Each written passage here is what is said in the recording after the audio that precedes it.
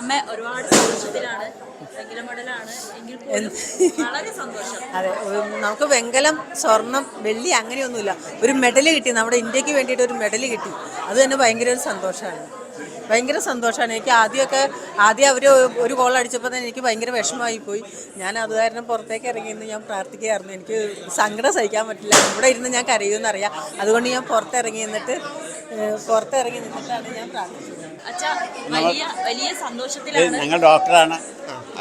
വലിയ സന്തോഷത്തിലാണ്. തീർച്ചയായിട്ടും. കാരണം നമ്മളിപ്പം പറയില്ലേ, നമ്മളിപ്പം വയനാടിൻ്റെ ദാരുണമായ ഒരു അന്തരീക്ഷം നമുക്കറിയാം.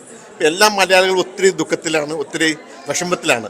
എനിക്ക് തോന്നുന്നു അവിടെ ശ്രീജേഷിൻ്റെ ഈ മെഡല് ഇത് വലിയൊരു ആശ്വാസമാണ്, വലിയ സന്തോഷം. എല്ലാ മലയാളിക്കും ഒരു സന്തോഷമാണ്, വലിയ ആശ്വാസമാണ്. അപ്പോൾ അതുകൊണ്ട് എനിക്ക് തോന്നുന്നു ഈ മെഡൽ തന്നെ ഈ നമ്മുടെ വയനാട് മരിച്ചുപോയ അവർക്കുള്ള ഏറ്റവും വലിയ ആദരാഞ്ജലികളായിരിക്കും.